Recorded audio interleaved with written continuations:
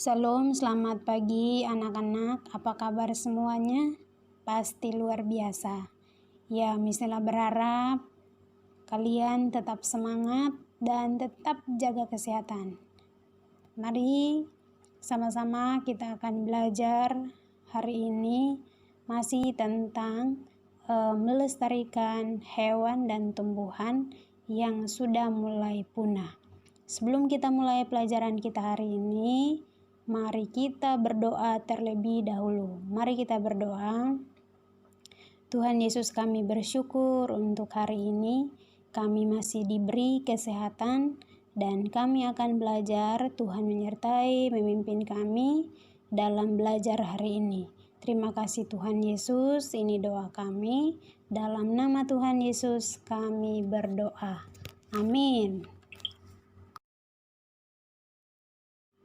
Materi kita hari ini masih di tema 1, subtema 3, yaitu selamatkan hewan dan tumbuhan. Pembelajaran yang ketiga, cara melestarikan hewan dan tumbuhan.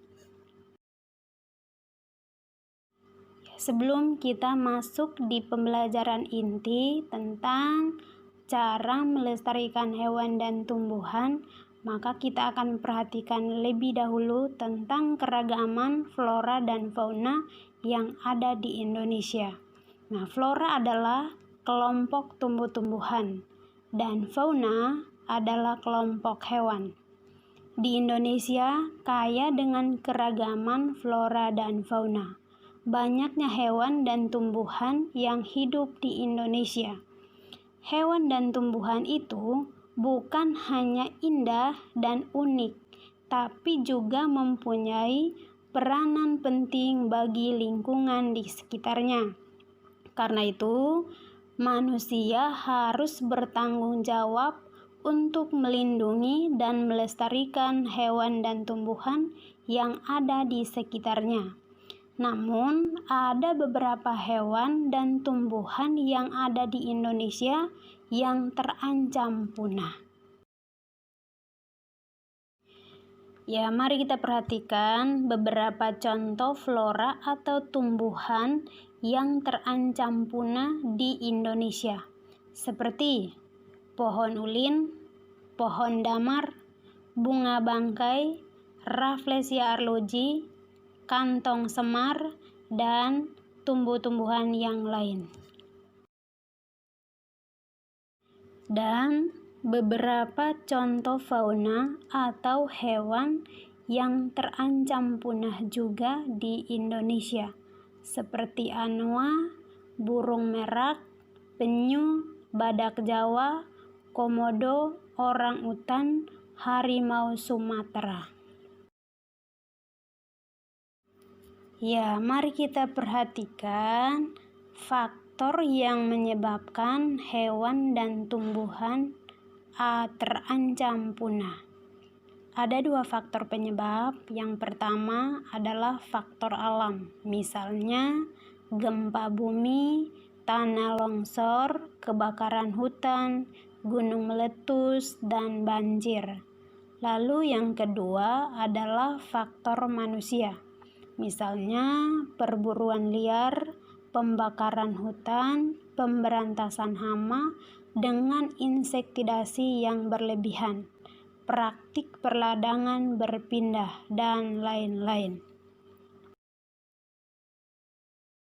Ya, tadi kita sudah memperhatikan faktor-faktor yang menyebabkan punahnya hewan dan tumbuhan. Mari kita perhatikan bagaimana cara kita berpartisipasi dalam melestarikan hewan dan tumbuhan. Ada banyak cara dan hari ini kita akan melihat salah satu cara berpartisipasi dalam pelestarian hewan dan tumbuhan dengan cara membuat poster. Nah, poster adalah pengumuman atau iklan yang berbentuk gambar ada atau tulisan.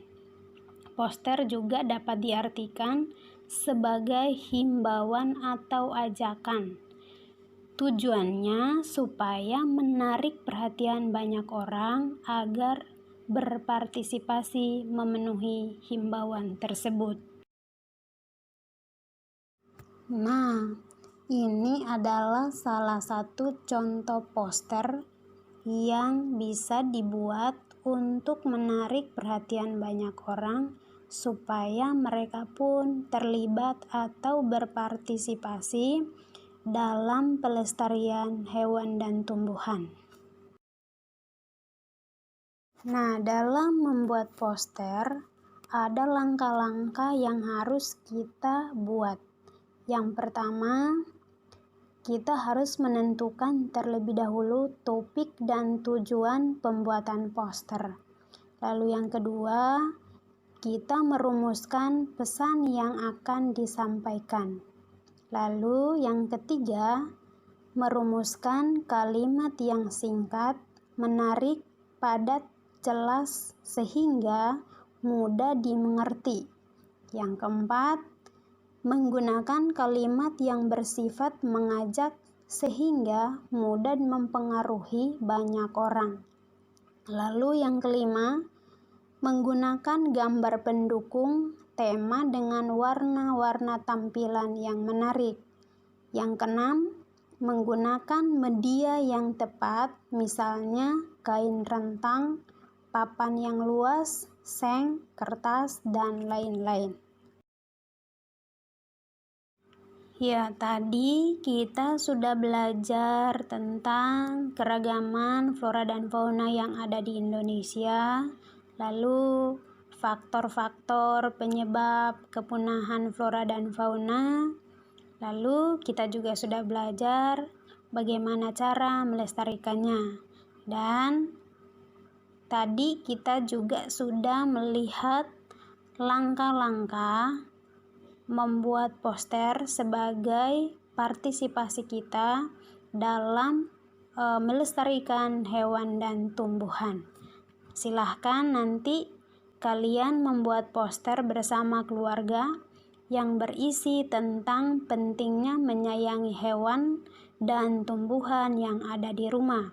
Setelah itu, pasanglah poster tersebut di tempat yang strategis sehingga dapat dibaca oleh semua orang, semua anggota keluarga. Setelah itu, fotolah hasil kerjamu dan kirimkan kepada guru. Terima kasih, selamat bekerja. Tuhan Yesus memberkati.